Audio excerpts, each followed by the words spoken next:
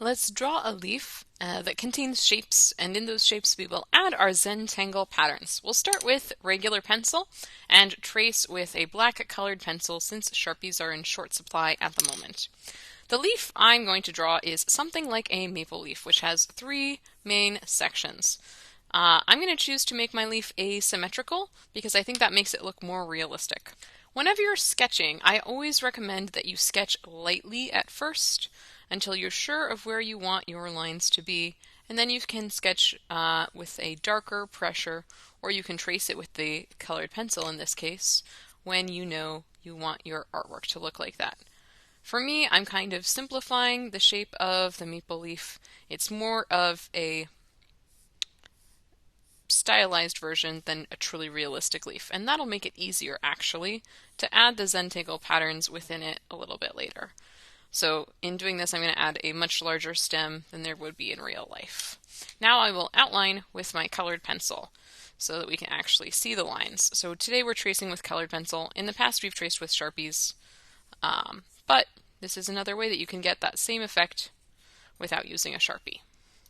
Now that I have the outline of my leaf traced, I need to also add more shapes within my leaf so that I can draw different Zentangle designs. I'm going to add these sort of symmetrically, but yours don't have to be the same way mine is. I do want you to think about the general size you're making each of these places, and always when you're drawing, it's a good idea to draw lightly the first time. Again, you would do all of these steps with pencil, but I'm going to finish with the darker colored pencil so you can actually see what I'm doing as I'm doing it. So drawing lightly means that we can erase something. If we press the hardest we can the first time, the eraser is not really going to effectively be able to pick up all of the other parts of the graphite once we've done that. So I always recommend draw light till you get it right, and draw with pencil first and then trace it with something else.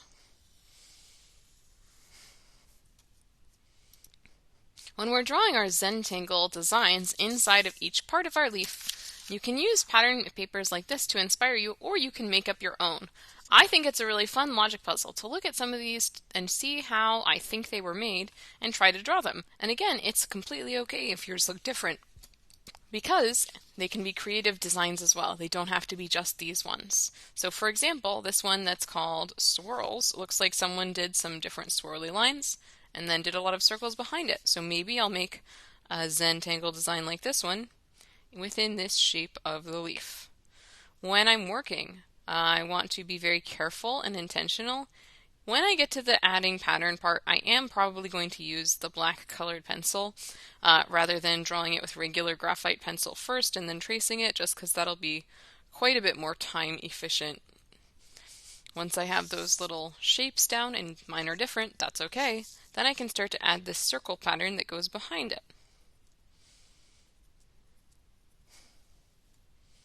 I've started to add the circles like they are in this swirl pattern. Mine are a little different. Again, that's okay. I would keep going till I fill up this whole shape, and then I could either find another pattern to be inspired by, or I could create my own Zentangle design for this next shape.